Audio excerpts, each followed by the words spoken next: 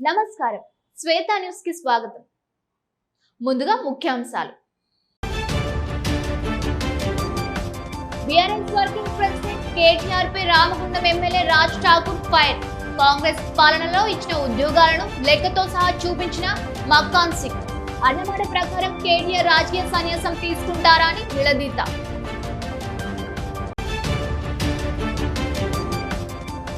సాగునీటి కోసం ఆందోళనకు దిగిన రైతులు, మల్యాల రోడ్డుకెక్కిన అన్నదాతలు. వెంటనే సాగునీటిని విడుదల చేయాలని డిమాండ్. కోల్ ఇండియాలో విలీనం చేస్తేనే సింగరేణి భవిష్యత్తు బాగుంటుంది. రామగుండంలో సింగరేణి కోల్ మైన్స్ కేంద్ర కార్యవర్గ సమావేశం. ముఖ్య అతిథిగా హాజరైన BNS coal secretary incharge Kothakapu Lakshma Reddy. Singareni కార్మిక సంక్షేమమే ధ్యేయంగా కృషి చేస్తామని వెల్లడి. ప్రపంచాన్ని భయపడుతున్న ఎల్నినో దెబ్బకు ముఖం చాటేసిన నైరుతి రుతుపవనాలు. వర్షాలు లేక ఆందోళన చెందుతున్న అన్నదాతలు. సాగుపై శాస్త్రవేత్తలు ఏమంటున్నారు? మీ శ్వేత ఛానల్లో. బీఆర్ఎస్ వర్కింగ్ ప్రెసిడెంట్ కేటీఆర్ కు పెద్దపల్లి జిల్లా ధర్మారం మండలంలో ఘన స్వాగతం లభించింది. మంచిర్యాల జిల్లా లక్షేటిపేటలో ఏర్పాటు చేసిన రైతు సదస్సు వెళ్తున్న ఆయనకు బీఆర్ఎస్ శ్రేణులు ఘనంగా స్వాగతం పలికారు. కరీంనగర్ నుండి ధర్మారంకు చేరుకున్న ఆయనకు స్థానిక అంబేద్కర్ చౌరస్తాలో మాజీ మంత్రి కొప్పుల ఈశ్వర్ తో పాటు స్థానిక బీఆర్ఎస్ నాయకులు భారీ గజమాలతో వెల్కమ్ చెప్పారు. మహిళలు బతుకమ్మలతో స్వాగతం పలకగా కొంతమంది కార్యకర్తలు సీఎం సీఎం అంటూ నినాదాలు చేస్తూ స్వాగతం పలికారు. కార్యకర్తలకు అభివాదం చేసిన కేటీఆర్ బీఆర్ఎస్ శ్రేణులలో జోష్ నింపారు. అక్కడి నుండి లక్షేటిపేటకు పయనమయ్యారు.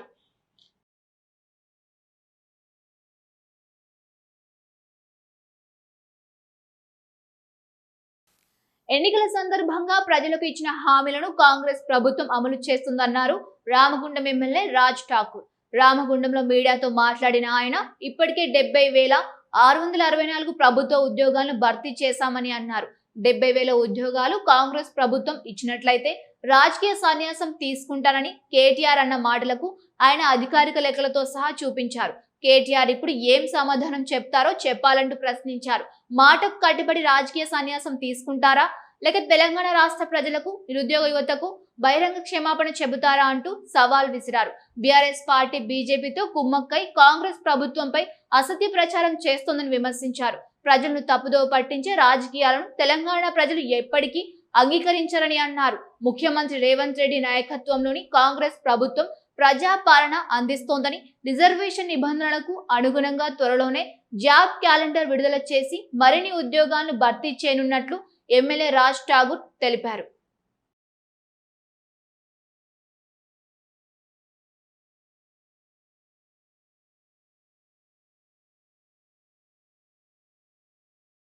డెబ్బై వేల ఉద్యోగాలు ఇస్తే ఇచ్చిన మట్టు నిరూపిస్తే మళ్ళీ రిపీట్ చేస్తున్నా కేటీఆర్ గారు, 70,000 ఉద్యోగాలు ఇచ్చినామని నిరూపిస్తే నేను రాజకీయ సన్యాసం తీసుకుంటాను.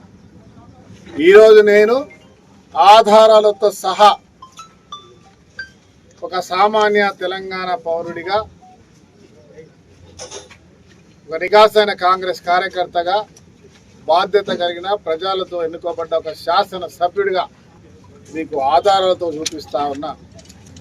70,664 మందికి చాలా స్పష్టంగా ఏదైతే ఏజెన్సీల ద్వారా చేపించారో, recruiting agencies group 1, group 2, group 3, group 4 ఇంకా ఇతర ఏజెన్సీల ద్వారా ఈరోజు డిపార్ట్మెంట్ వైజ్గా తెలంగాణ పోలీస్ రిక్రూట్మెంట్ కానివ్వండి, medical and health, Telangana residential education institute recruitment board నుంచి, అదే మాదిరిగా DSC school education, DSC revenue, others, ఇంకా DSC SCCL, others DSC TG Genco, DSC TP MPDCL. Peddapalli scholarship వచ్చిన విద్యార్థులకు సన్మానం కార్యక్రమాన్ని నిర్వహించారు. ఈ కార్యక్రమానికి బీఆర్ఎస్ నేత ఆర్ఎస్ ప్రవీణ్ కుమార్ ముఖ్య అతిథిగా హాజరై విద్యార్థులను ఘనంగా సన్మానించారు. ఈ సందర్భంగా ఆర్ఎస్ ప్రవీణ్ మాట్లాడుతూ కాంగ్రెస్ ప్రభుత్వం విద్యార్థులను చిన్నచూపు చూస్తోందని అన్నారు. పిల్లలకు ఇచ్చే ఫీజు రియంబర్స్మెంట్ మాతో కాదని కోర్టుకెళ్లడం హాస్యాస్పదమని అన్నారు. తెలంగాణ సంపదను ఢిల్లీకి దోచిపెడుతున్నారని విమర్శించారు. కాంట్రాక్టులకు ఇచ్చే దానిలో విద్యార్థులకు 1% అయినా ఇస్తే విద్యార్థుల జీవితాలు మారతాయని, కాంగ్రెస్ ప్రభుత్వం ఉన్నది ప్రజల కోసం కాదని కాంట్రాక్టర్ల కోసమేనని ధ్వజమెత్తారు. విద్యార్థుల ఫీజు రియంబర్స్మెంట్ కొరకు మీరు కోర్టుకు వెళ్తే మేము హైకోర్టుకు వెళ్తాం, సాధించేదాకా వదిలిపెట్టమని స్పష్టం చేశారు.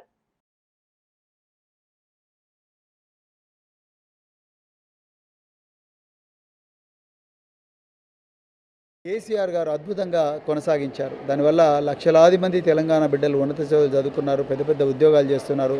ఈ రాష్ట్రాన్ని వదిలి, రాష్ట్ర సరిహద్దును వదిలి విదేశాలకు వెళ్ళారు. వాళ్ళు మళ్ళీ వచ్చి వాపసు ఈ రాష్ట్రానికి సహాయం చేస్తూ ఉన్నారు. అలాంటి ఒక గొప్ప కార్యక్రమాన్ని ఈరోజు రేవంత్ రెడ్డి గారి ప్రభుత్వం ఈ ఫీ రియంబర్స్మెంట్ భారం అనేది మేము మొయ్యలేము, మా వల్ల కాదు అందుకొరకు అని 12,000 కోట్ల బకాయిలు అట్లనే పెట్టి హైకోర్టుకు పోయి మా వల్ల కాదు, కాలేజ్ యాజమాన్యాలు డైరెక్ట్గా విద్యార్థుల నుంచే కలెక్ట్ చేసుకోవచ్చు అని మరి వాదన చేసి ఈరోజు విద్యార్థుల నోట్లో మట్టి కొట్టారు. ఇలా బర్రెలు కాసుకునే కుటుంబాల నుంచి, గొర్రెలు కాసుకునే కుటుంబాల నుంచి, వ్యవసాయ కూలీల కుటుంబాల నుంచి, చిన్నకారు రైతుల కుటుంబాల నుంచి వచ్చిన బిడ్డలు మరి సాంకేతిక రంగంలో కానీ, వైద్య రంగంలో కానీ మరి గొప్ప గొప్ప చదువులు చదవాలంటే ఈరోజు ఆ పరిస్థితి లేదు. జగిత్యాల జిల్లా మల్లెలలో రైతులు ఆందోళనకు దిగారు. వెంటనే సాగునీటిని విడుదల చేయాలంటూ డిమాండ్ చేశారు. ఈ సందర్భంగా రైతులు మాట్లాడుతూ నాట్లు వేసే సమయం దగ్గర వచ్చినా సరిపడే సాగునీరు లేక అరిగోసలు పడుతున్నామని ఆవేదన వ్యక్తం చేశారు. కరెంటు కోతలు, యూరియా సరఫరా సరిగ్గా లేక కాంగ్రెస్ పాలకులు కేవలం మాటలతో కాలయాపన చేస్తున్నారని నిప్పులు చెరిగారు. ఈ ముఖ్యమంత్రి మంత్రులకు అవగాహన లేదని, పరిపాలన చేత కాకపోతే వెంటనే రాజీనామా చేయాలని డిమాండ్ చేశారు. వారంలోగా వరద కాలువలోకి నీరు వదలకపోతే రైతులందరం కలిసి కొండగట్టు నుండి భారీ ఎత్తున పాదయాత్ర చేస్తామని హెచ్చరించారు. సింగరేణి సంస్థ భవిష్యత్తును కాపాడుకోవాలంటే కోల్ ఇండియాలో విలీనం చేయడమే ఏకైక మార్గమని BMS coal sector incharge Kothakapu Lakshma Reddy అన్నారు. పెద్దపల్లి జిల్లా గోదావరిఖనిలో సింగరేణి కోల్ మైన్స్ కార్మిక సంఘ కేంద్ర కార్యవర్గ సమావేశాన్ని నిర్వహించారు. ఈ సమావేశంలో BNS coal sector incharge Kothakapu లక్ష్మారెడ్డితో పాటు యూనియన్ రాష్ట్ర అధ్యక్షుడు యాదగిరి సత్తయ్య, స్థానిక యూనియన్ నాయకులు పాల్గొన్నారు. ఈ సందర్భంగా లక్ష్మారెడ్డి మాట్లాడుతూ తెలంగాణ రాష్ట్రం ఏర్పడిన తర్వాత అధికారంలోకి వచ్చిన గత బీఆర్ఎస్, ప్రస్తుత కాంగ్రెస్ ప్రభుత్వాలు సింగరేణిని తమ సొంత జేబు సంస్థగా వాడుకున్నాయని మండిపడ్డారు. సింగరేణిలో పరిస్థితి అత్యంత దారుణంగా తయారైందని, కార్మికులు అనేక సమస్యలతో తీవ్ర అవస్థలు పడుతున్నారని ఆవేదన వ్యక్తం చేశారు. ఎన్నడూ లేని విధంగా తమ న్యాయమైన డిమాండ్లు సాధన కోసం సింగరేణి అధికారులు సైతం రోడ్డుకెక్కాల్సిన దుస్థితి వచ్చిందని విమర్శించారు. ప్రస్తుతం సంస్థలో రాష్ట్ర ప్రభుత్వానికి 51% మెజారిటీ వాటా ఉండడం వల్ల సింగరేణి సంక్షేమం లేదా అభివృద్ధికి కేంద్ర ప్రభుత్వం ఎలాంటి స్వతంత్ర నిర్ణయాలు తీసుకోలేని దుస్థితి నెలకొందని వివరించారు. సంస్థ మనుగడ, కార్మికుల ప్రయోజనాలు నెరవేరాలంటే రాష్ట్ర ప్రభుత్వం తన 51% వాటా నుంచి కనీసం 2% వాటాను కేంద్ర ప్రభుత్వానికి ఇచ్చి సంస్థ విలీనానికి ముఖ్యమంత్రి రేవంత్ రెడ్డి సహకరించాలని ఆయన కోరారు. దేశవ్యాప్తంగా ఉన్న బొగ్గుగని కార్మికుల శ్రేయస్సు, వారి హక్కుల రక్షణ కోసం ఆగస్టు 23 నుండి 31 వరకు విరివిరిగా సభలు, సమ్మేళనాలు ఏర్పాటు చేస్తున్నట్లు లక్ష్మారెడ్డి వెల్లడించారు.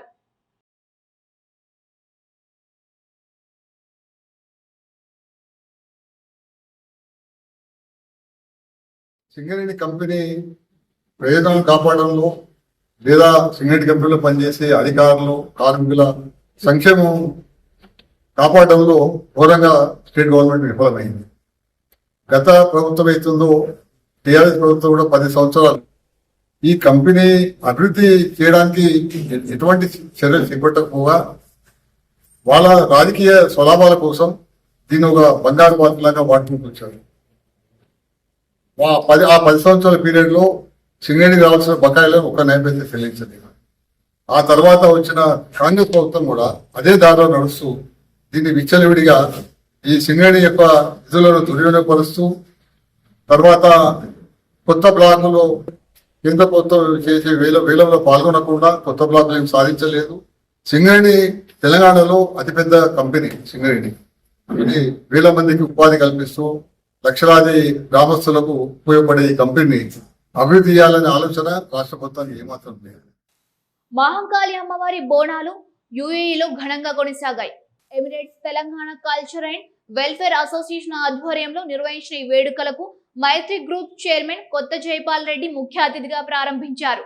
ఈ వేడుకకు Dubai, Abu Dhabi, Sharjah, Ajman, Al Quwain, Ras Al Khaimah, Fujairah నుంచి సుమారు 400 మంది తెలంగాణ ప్రవాసులు కుటుంబ సమేతంగా పాల్గొన్నారు. భక్తులు నైవేద్యాలు, ఒడిబియ్యం, కుంకుమ, జిల్లేడు ఆకులు, ఎర్ర చీరలు, బెల్లం కానుకగా సమర్పించి మొక్కులు తీర్చుకున్నారు. విదేశీ నేలపై బోనాలు, బతుకమ్మ వంటి సాంప్రదాయ పండుగలను ఘనంగా నిర్వహిస్తూ తెలంగాణ సంస్కృతిని భావి తరాలకు పరిచయం చేస్తున్న ఈటీసీఏ సభ్యులను కొత్త జైపాల్ రెడ్డి అభినందించారు. విదేశాల్లో తెలంగాణ ఆత్మను సజీవంగా నిలుపుతున్న సంస్థగా ఈటీసీఏ చేస్తున్న కృషి ప్రశంసనీయమని కొనియాడారు.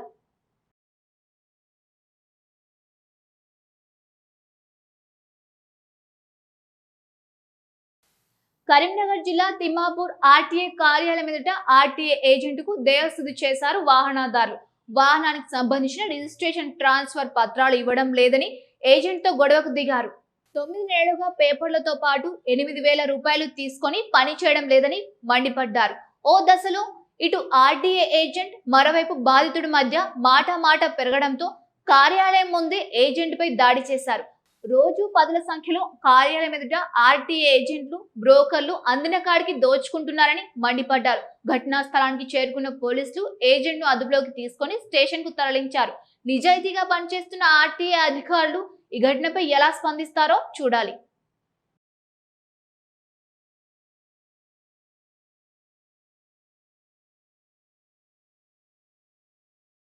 Karimnagar city photo and videographers సంక్షేమానికి ధ్యేయంగా కృషి చేస్తున్నామన్నారు photo and videographers welfare association అధ్యక్షుడు పురమ శ్రీధర్ రెడ్డి. ఇందుకోసం అనేక కార్యక్రమాలు చేపడుతున్నామని అన్నారు. కరీంనగర్ లో ఫోటో అండ్ వీడియోగ్రాఫర్స్ కు ఏఐపై అవగాహన కార్యక్రమాన్ని చేపట్టారు. ఇందులో భాగంగా మెడికవర్ ఆసుపత్రి వారి సహకారంతో వైద్య శిబిరాన్ని నిర్వహించారు. ఫోటో అండ్ వీడియోగ్రాఫర్లకు వివిధ పరీక్షలు నిర్వహించి మందులు అందజేశారు.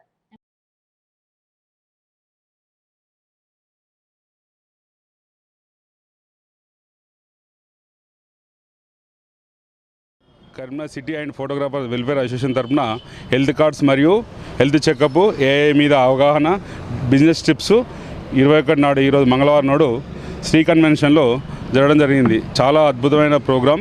అందరూ ఒక 250 రిజిస్ట్రేషన్ చేసుకున్నారు. 250కి పైన ఫోటోగ్రాఫర్స్లో వచ్చి ఇటు ఈ కార్యక్రమాన్ని చాలా విజయవంతం చేశారు. చాలా వీళ్ళందరికీ శుభసూచిక. హెల్త్ కార్డ్స్ మీన్స్ మన మెడికేవర్ హాస్పిటల్ నుంచి వాళ్ళు టై అయ్యారు. ఓపీ ఫ్రీ, మరి 20%, 40% ఓన్లీ టెస్ట్లో ఫ్రీ. కొన్ని హాస్పిటల్స్ కరీంనగర్లో రాఘవేంద్ర కానీ, సాయి సింధు కానీ, అమ్మ హాస్పిటల్ కానీ, వేద hospital, Rama hospital, kelvin hospital, ఒక 10 హాస్పిటల్లో మేము టైఅప్ అయి తిరిగి నోవా హాస్పిటల్ వీళ్ళందరితో టైఅప్ అయి ఓపీ మా ఫోటోగ్రాఫర్లు నిత్యం బయట తిరుగుతారు కాబట్టి హెల్త్ కార్డులు కొందరు చేయలేని పరిస్థితిలో ఉన్నారు. నేను అన్న ఇక్కడ మన ఫోటోగ్రాఫర్స్కి అందరికీ ఈరోజు హెల్త్ కార్డ్స్ పంపిణీ ఉన్న ఫోటోగ్రఫీ పైన, ఏఐ వెడ్డింగ్ పైన క్లాస్ ఇవ్వడం జరుగుతుంది. అట్లా బిజినెస్ టిప్స్ పైన. మెయిన్గా ఏంటంటే ఫోటోగ్రాఫర్స్కి మనము రాత్రిపూట అటు ఇటు వెళ్తూ ఉంటాం కాబట్టి దానికోసము కొంచెం ప్రమాదకరం ఏమైనా అయితే హెల్త్ కార్డులు ఇవ్వడం జరుగుతుంది. ఒక 10 కరీంనగర్లోనే ఒక 10 కార్పొరేట్ హాస్పిటళ్లతో టైఅప్ అయి కొందరికి ఓపీ, కొన్ని 20 నుండి 30% అట్లా డిస్కౌంట్ ఇవ్వడం జరుగుతుంది. అలాగే ఒక 250 నుండి 280 మంది ఫోటోగ్రాఫర్స్కి ఈరోజు భోజన సౌకర్యంతో పాటు హెల్త్ వెడ్డింగ్ క్లాస్ పైన, ఏఏ వెడ్డింగ్ క్లాస్ పైన, బిజినెస్ టిప్స్ పైన రాష్ట్ర నాయకులతోని మంచి మెంటర్స్తోని క్లాస్ ఇవ్వడం జరుగుతుందన్న. దీనికి కరీంనగర్ డిస్ట్రిక్ట్ నుండి చాలా మంది ఫోటోగ్రాఫర్స్ హాజరవ్వడం జరిగింది. కాంగ్రెస్ ప్రభుత్వం అధికారంలోకి వచ్చిన తర్వాత మంత్రి పొన్నం సహకారంతో మా కమిటీని ప్రభుత్వం జీవో ద్వారా నియమించాలన్నారు కరీంనగర్ అర్బన్ బ్యాంక్ చైర్మన్ గడ్డం విలాస్ రెడ్డి. అయితే మా కమిటీపై కొంతమంది హైకోర్టును ఆశ్రయించడం వల్ల ప్రభుత్వ ఆదేశాల మేరకు ఎన్నికలకు వెళ్లడం జరిగిందని అన్నారు. ఆ ఎన్నికల్లో కర్ర రాజశేఖర్ ప్యానెల్ గెలిచినప్పటికీ అయితే ఆ ఎన్నికలు బ్యాంక్ బైలా ప్రకారం మరియు 1964 సహకార చట్టం ప్రకారం జరగలేదని తాము వరంగల్ సహకార ట్రిబ్యునల్ ను ఆశ్రయించడం జరిగిందని అన్నారు. సహకార ట్రిబ్యునల్ సైతం ఎన్నికల్లో అక్రమాలు జరిగినట్లు ప్రాథమికంగా గుర్తించి ఎన్నికైన కమిటీపై స్టే ఇచ్చి ఎన్నికలకు ముందున్న పిఎసి కమిటీని కొనసాగిస్తూ ఉత్తర్వులు జారీ చేసిందని అన్నారు. ఆ ఉత్తర్వుల ప్రకారం జూలై 7 రోజున బాధ్యతలను స్వీకరించామని, కోర్టు ఆదేశాలు అధికారులు ఆమోదించి ట్రిబ్యునల్ ఆర్డర్ ద్వారా ఇప్పటికే మేము పదవిలో కొనసాగుతున్నాం కాబట్టి మా కమిటీ కొనసాగిస్తారని ఆశిస్తున్నామని అన్నారు.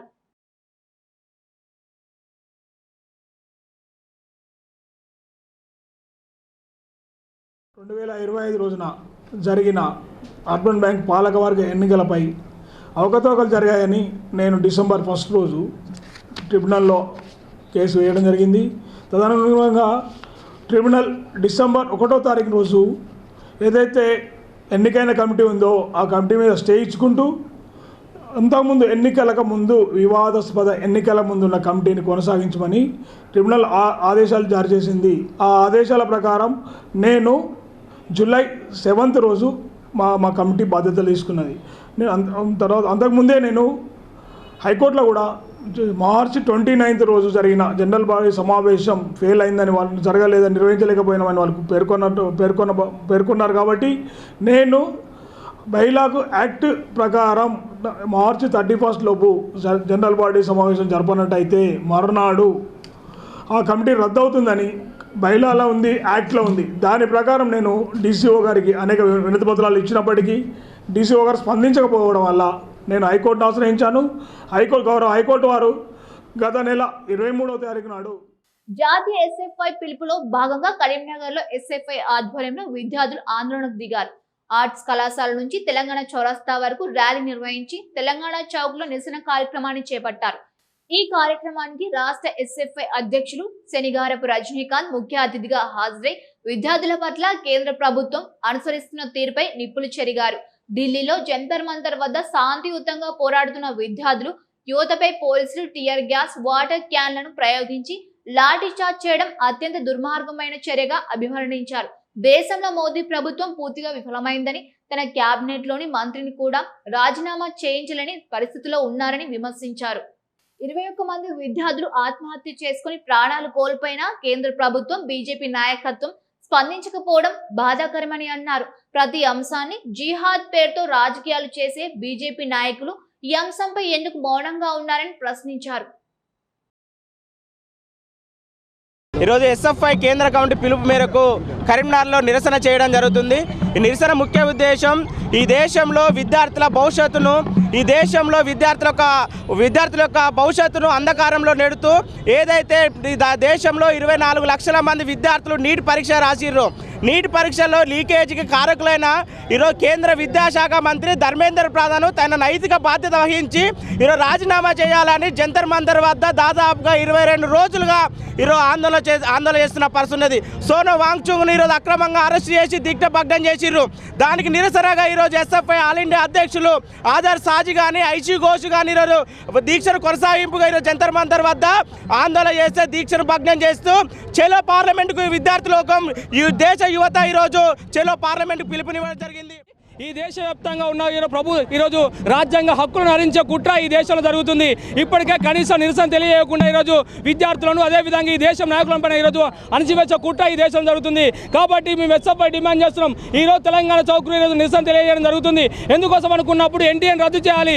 ఈ దేశంలో దాదాపు 22 లక్షల పైగా విద్యార్థులను నీటికి సంబంధించిన పరీక్ష రాస్తే అనేక అవకతవకలు జరిగిన పరిస్థితి ఈ దేశంలో కనిపిస్తుంది. కాబట్టి తక్షణమే ఎన్టీఏని రద్దు చేయాలి. దాంతోపాటు ఈ తెలంగాణ రాష్ట్రంలో ఉన్న మంత్రులు, బీజేపీ మంత్రులకు సంబంధించింది, ఈ రోజు బండి సంజయ్ సంబంధించింది.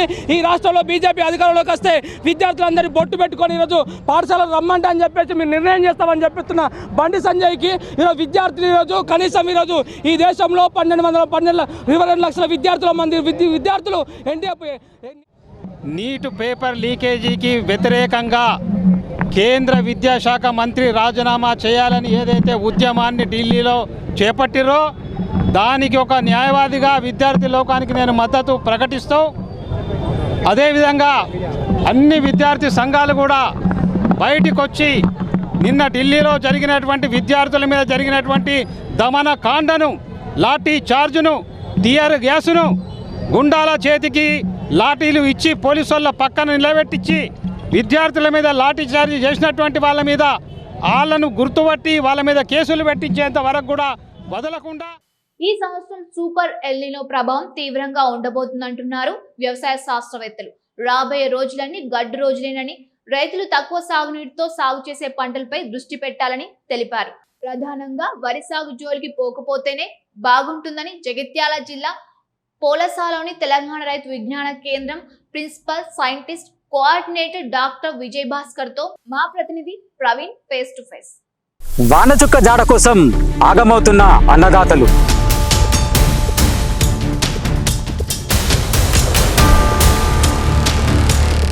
ప్రపంచాన్నే భయపడుతున్న ఎల్నినో.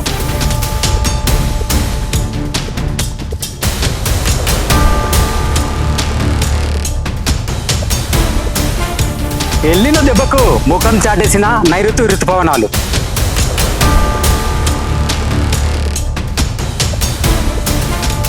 వర్ణదేవ కరుణించంటూ ఆకాశం వైపు ఆర్తిగా చూస్తున్న రైతన్నలు.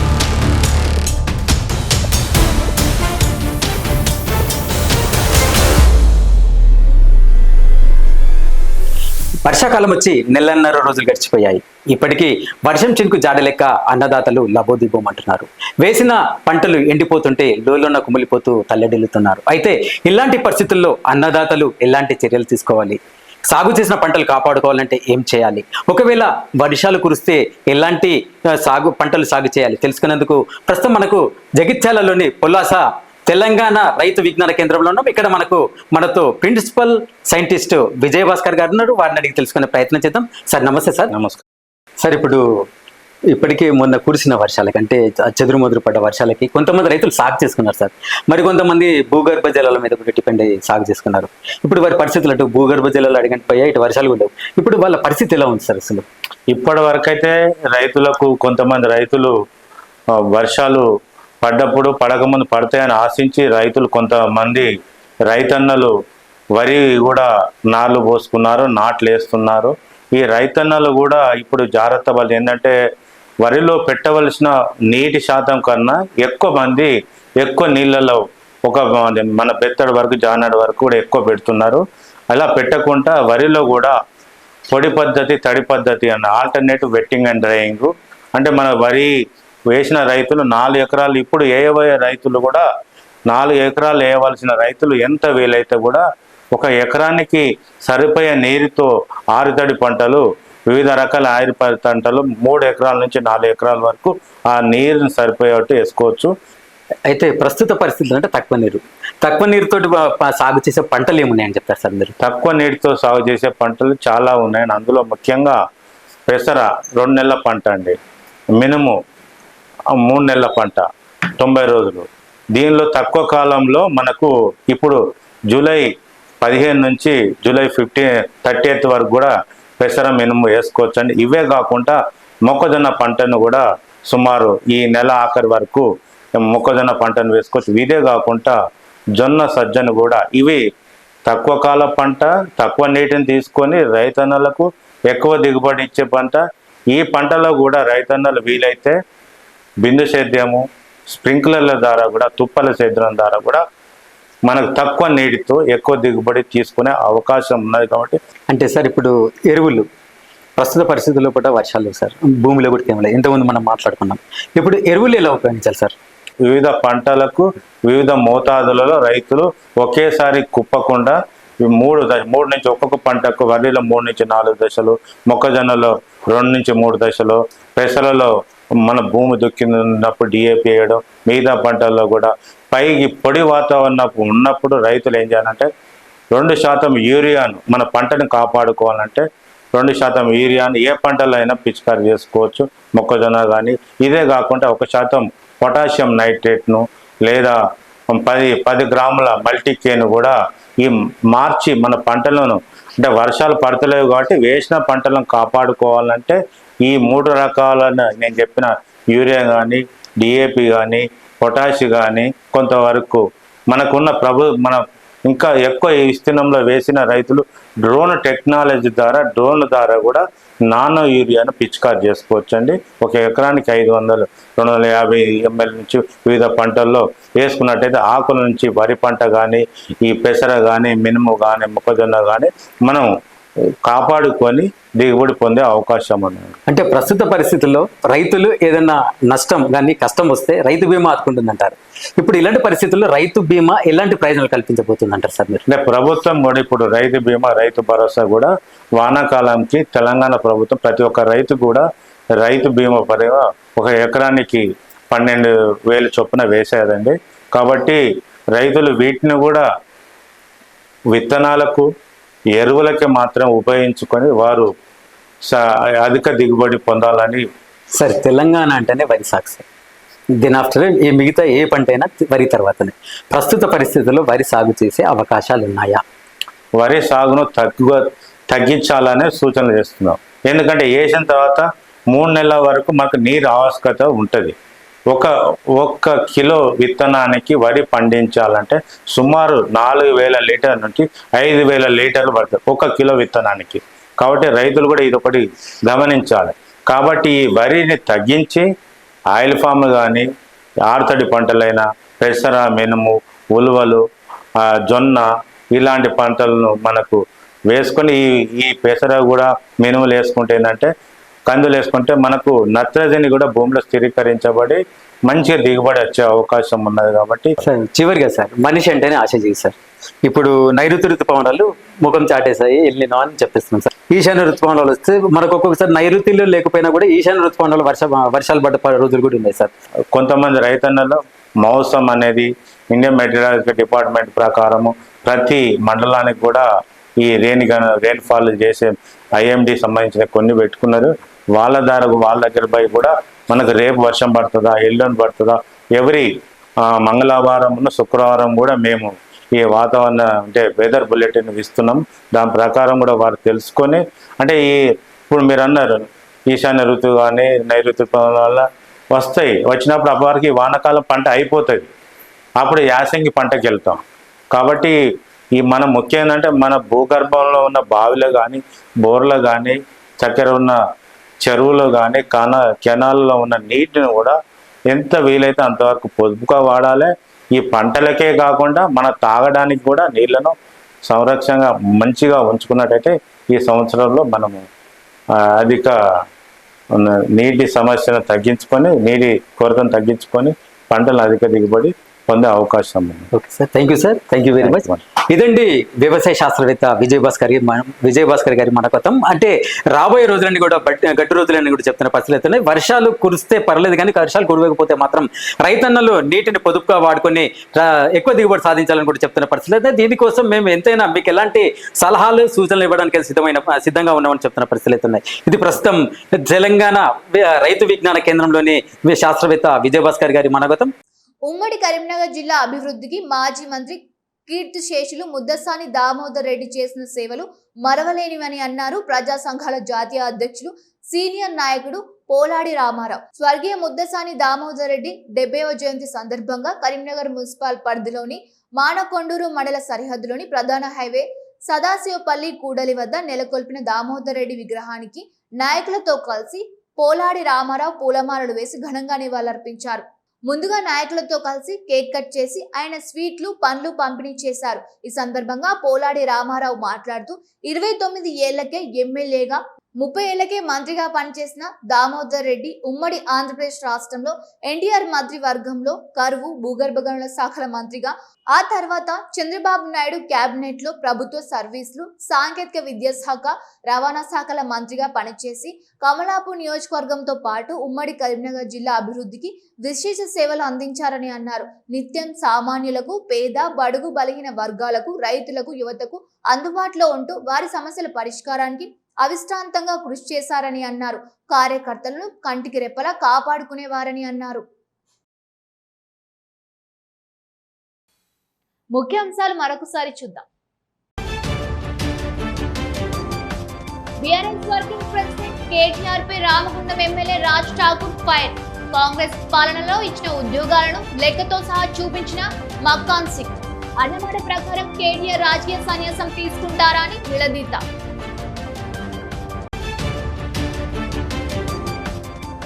సాగునీటి కోసం ఆందోళనకు దిగిన రైతులు, మల్యాల రోడ్డుకెక్కిన అన్నదాతలు. వెంటనే సాగునీటిని విడుదల చేయాలని డిమాండ్. కోల్ ఇండియాలో విలీనం చేస్తేనే సింగరేణి భవిష్యత్తు బాగుంటుంది. రామగుండంలో సింగరేణి కోల్ మైన్స్ కేంద్ర కార్యవర్గ సమావేశం. ముఖ్య అతిథిగా హాజరైన BNS coal secretary incharge Kothakapu Lakshma Reddy. Singareni కార్మిక సంక్షేమమే ధ్యేయంగా కృషి చేస్తామని వెల్లడి. ప్రపంచాన్ని భయపడుతున్న ఎల్లినో దెబ్బకు ముఖం చాటేసిన నైరుతి రుతుపవనాలు. వర్షాలు లేక ఆందోళన చెందుతున్న అన్నదాతలు. సాగుపై శాస్త్రవేత్తలు ఏమంటున్నారు? మీ శ్వేత ఛానల్లో. ఇవి ఈనాటి వార్తలు. చూస్తూనే ఉండండి శ్వేత న్యూస్.